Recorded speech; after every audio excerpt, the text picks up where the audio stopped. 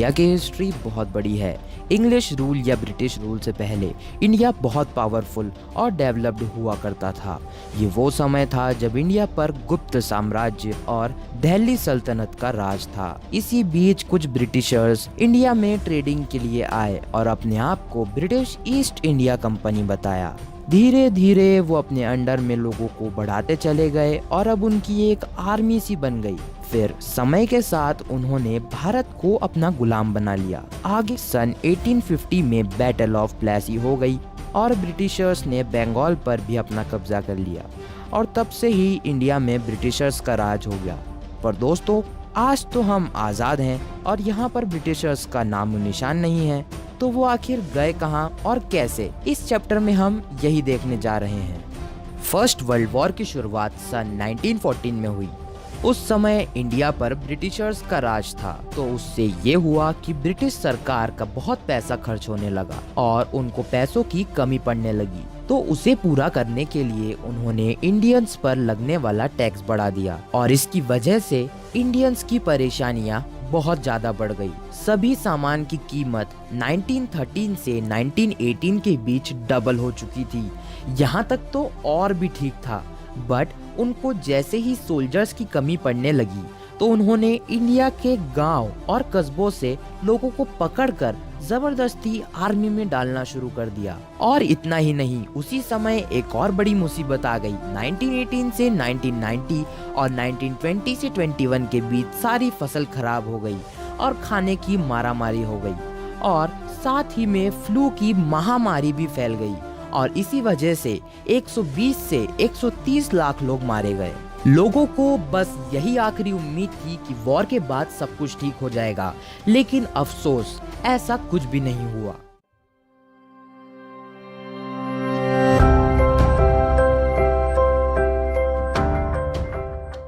गांधी जी, जो कि वकालत की पढ़ाई करने के लिए साउथ अफ्रीका गए थे, वो सन 1915 में भारत वापस आए। उन्होंने वहां पर एक नए तरीके के आंदोलन से वहां की रेसिज्म सरकार पर सफलता हासिल की थी, जिसे वो सत्याग्रह कहते थे। इंडिया आने के बाद गांधी जी ने कई जगह सत्याग्रह आंदोलन चलाए ताकि भारत को आजादी मिल सके। उनका पहला आंदोलन सन 1916 में बिहार के चंपारण में हुआ, जहां सरकार फार्मर्स से उनकी जमीन पर नील यानी कि इंडिगो उगाने के लिए फोर्स कर रही थी और किसान मना कर रहे थे, क्योंकि जिस भी जमीन पर नील उगाई जाती है वो जमीन बंजर हो जाती है और उस पर फिर कोई और दूसरा क्रॉप नहीं उगाया जा सकता है। उसके बाद सन 1917 में गुजरात के खेड़ा डिस्ट्रिक्ट में फार्मर्स की मदद करने के लिए सत्याग्रह आंदोलन किया गया। यहाँ के आंदोलन का मुद्दा ये था कि यहाँ की फसल खराब हो गई थी, फ्लू फैल गया था और किसान एक टाइप का टैक्स लगान चुकाने में नाकामयाब रहे थे, पर सरकार उनसे जोर जबरदस्ती कर रही थी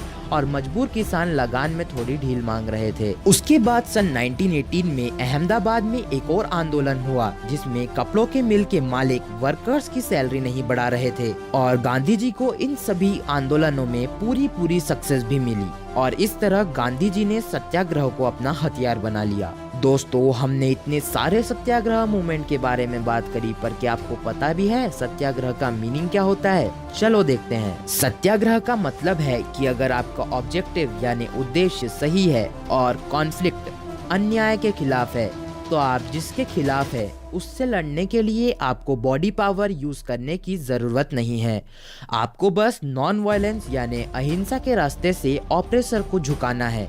यही सत्याग्रह है। सन 1919 में ब्रिटिश गवर्नमेंट ने एक रूल पास किया था जिसका नाम रॉलेट एक्ट था और इस कानून में कहा गया था कि ब्रिटिश सरकार जो कि इंडिया में रूल कर रही थी, उसको ये हक यानी पावर दी जाती है कि वो किसी भी प्रोटेस्ट को बंद कर सकती है और साथ में पॉलिटिकल नेता वगैरह को 2 साल तक जेल में बिना कोर्ट में पेश किए रख सकती है। ये इतना खराब कानून था कि इसका नाम काला कानून पड़ गया और इसी बात को लेकर महात्मा गांधी का ये सोचना था कि इसके खिलाफ भी लोगों को अहिंसा के साथ बड़ी संख्या में सत्याग्रह करना चाहिए और एज अ रिजल्ट 6 अप्रैल को रॉलेट एक्ट सत्याग्रह चालू किया गया। रॉलेट एक्ट के तेवर में लोगों ने अपनी दुकानें बंद की, रैली जुलूस ऑर्गेनाइज किए, सब लोग हड़ताल पर उतर आए। पर as a result British government ने अमृतसर के सारे लोकल नेताओं को गिरफ्तार कर लिया।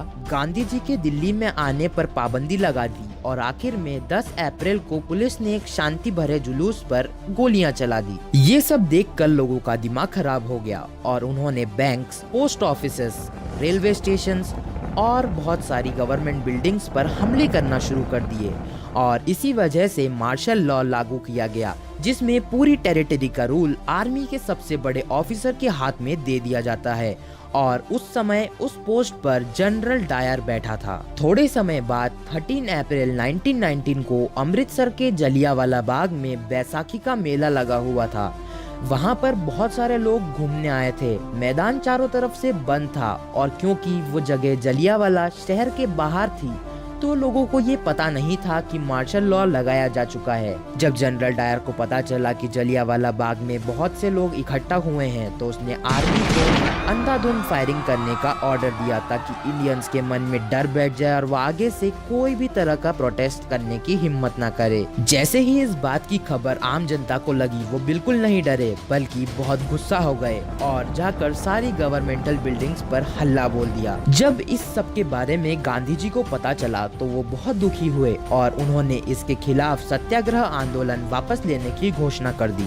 गांधी जी ने अपनी एक बहुत ही फेमस बुक में ये लिखा था कि ब्रिटिश रूल इंडियंस के कॉपरेशन से ही सेटल हो पाया है और कॉपरेशन के कारण ही चल पा रहा है। अगर इस कॉपरेशन को बंद कर दिया जाए तो भारत को आसानी से स्वतंत्रता मिल जाएगी। इसी सोच के साथ गांधी जी ने एक और आंदोलन की शुरुआत की जिसका नाम था नॉन कॉपरेशन मूवमेंट। पर इस मूवमेंट को इम्प्लीमेंट करने के लिए गांधी जी को सबसे पहले पूरे भारत के लोगों को एकजुट करना था, जिसका मेन मुद्दा था हिंदू मुस्लिम को एक करना।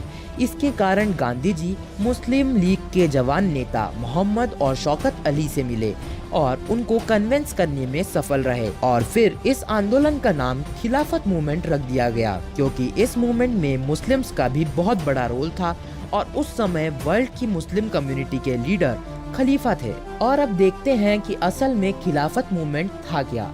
जनवरी 1921 में महात्मा गांधी, शौकत अली और मोहम्मद अली ने खिलाफत मूवमेंट को लॉन्च किया। इस मूवमेंट में अलग अलग कम्युनिटी के लोगों ने पार्ट लिया बट उनका गोल एक था जो कि था स्वराज यानी इंडिपेंडेंस।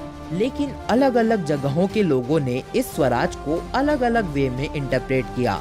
जब ये मूवमेंट शहर में पहुंचा तो हजारों स्टूडेंट्स ने गवर्नमेंट स्कूल छोड़ दिए, गवर्नमेंट टीचर्स और लॉयर्स ने इस्तीफा दे दिया। लोगों ने फॉरेन क्लोथ्स और गुड्स को खरीदना बंद कर दिया और फॉरेन क्लोथ्स को जला दिया गया। इस सब को देखकर लग रहा था कि आंदोलन बहुत सफल हो गया है, लेकिन ऐसा नहीं था। ये सब कुछ धीरे धीरे करके बिल्कुल ठंडा पड़ गया। खादी कपड़ा मेड इन इंडिया कपड़ा है जो गांधी जी चरखे पर बनाते थे, लेकिन ये बहुत महंगा होता था। तो इस मूवमेंट में बहुत सारे टाइप के लोग थे, बहुत सारे गरीब लोग थे, कुछ अमीर लोग भी थे। तो जो गरीब वाले लोग थे वो इस कपड़े को खरीद नहीं पा रहे थे, इसलिए उन्होंने वापस से सस्ता और अच्छा इंपोर्टेड कपड़ा यूज करना शुरू कर दिया। और पढ़ने और पढ़ाने की दूसरी जगह न होने के कारण टीचर्स और स्टूडेंट्स ने स्कूल को वापस ज्वाइन कर लिया। लॉयर्स ने भी गवर्नमेंट कोर्ट्स में जाकर फिर से प्रैक्टिस करना शुरू कर दिया। ये तो बात हो गई शहरों की। अब देखते हैं गाँव में क्या हालात थे। इंडिया में मैक्सिमम लोग फार्मिंग का काम करते थे और ब्रिटिश शासन में किसान और मजदूरों को बेगार रूल को फॉलो करना पड़ता था, जिसमें इन लोगों को गवर्नमेंट के लिए फ्री में काम करना पड़ता था।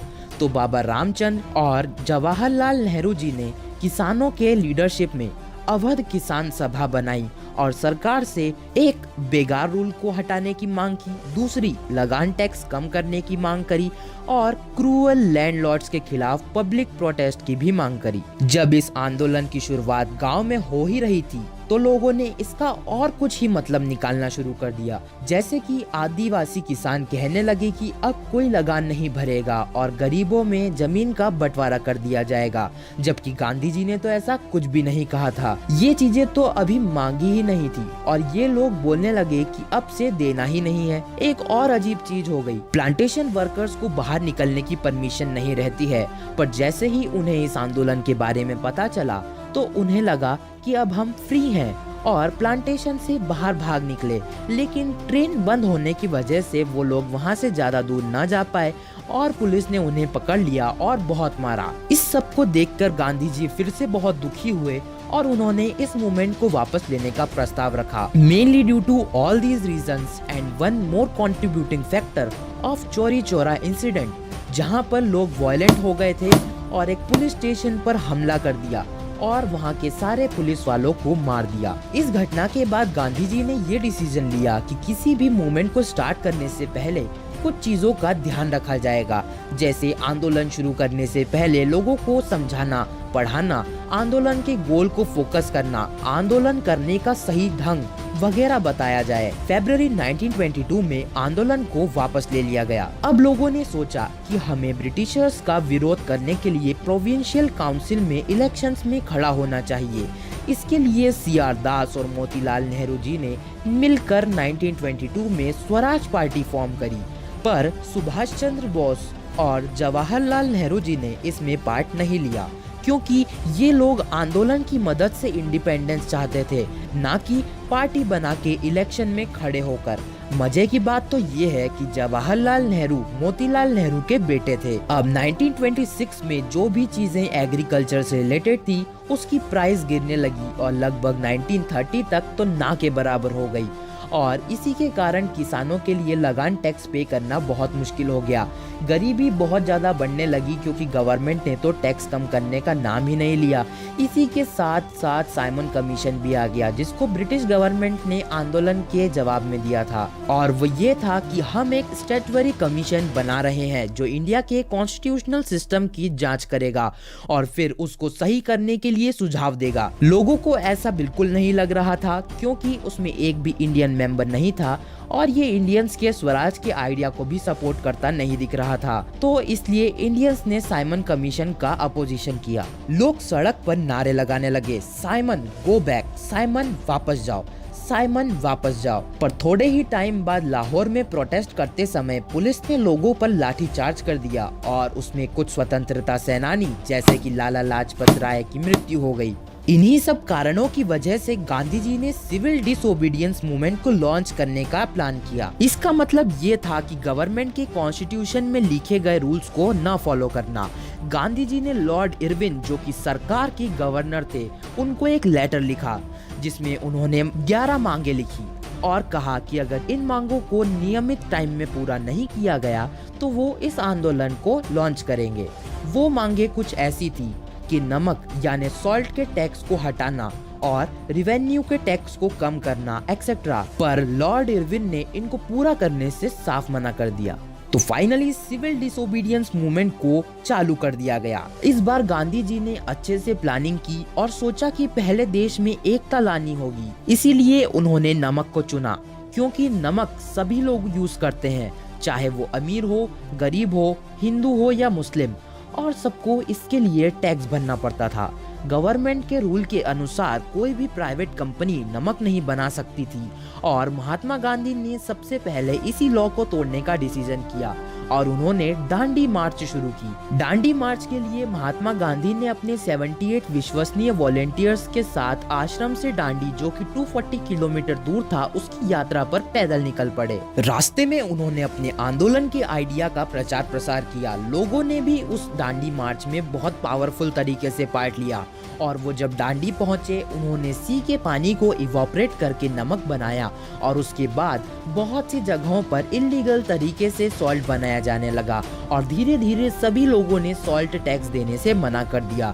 ये सब देखकर सरकार ने इस आंदोलन से जुड़े नेताओं को जेल में डालना शुरू कर दिया ताकि आंदोलन को रोका जा सके। जब 1930 में खान अब्दुल गफूर खान को अरेस्ट किया गया तब तो लोग पुलिस और गोलियों का सामना करने रोड पर उतर आए।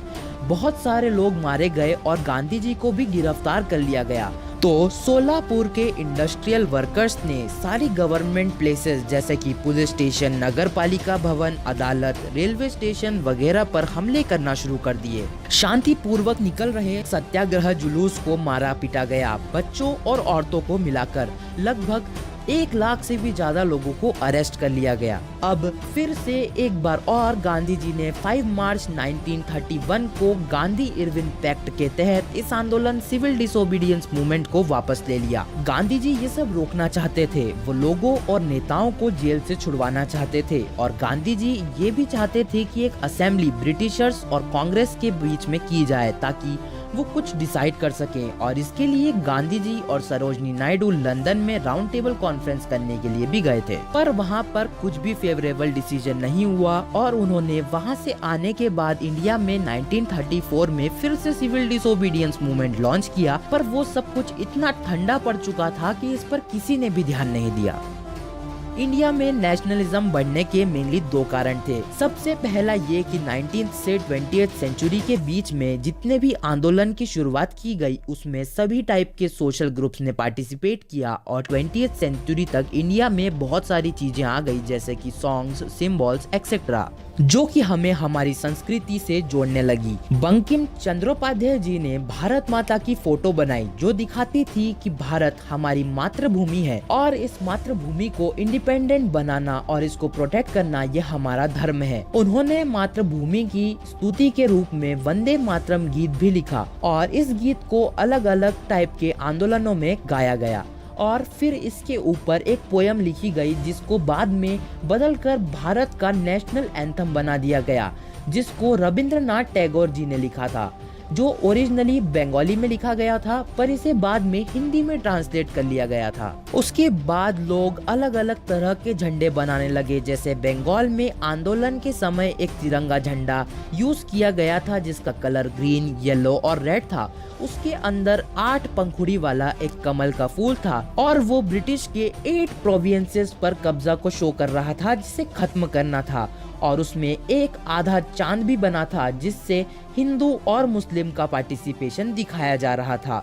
गांधी जी ने स्वराज का झंडा बनाया था जो कि तिरंगा था, व्हाइट, ग्रीन और रेड कलर का, जिसके बीच में चरखे का सिंबल था। जुलूस निकालते समय सब लोग हाथ में झंडे थामे गवर्नमेंट के लॉज का अपोज करते थे। तो अगर आपको ये वीडियो अच्छी लगी हो तो इसे लाइक कीजिए, चैनल को सब्सक्राइब कीजिए, नोटिफिकेशन बेल चालू कर लीजिए ताकि आपको इस तरह के आने वाले वीडियोस की नोटिफिकेशन सबसे पहले मिलती रहे।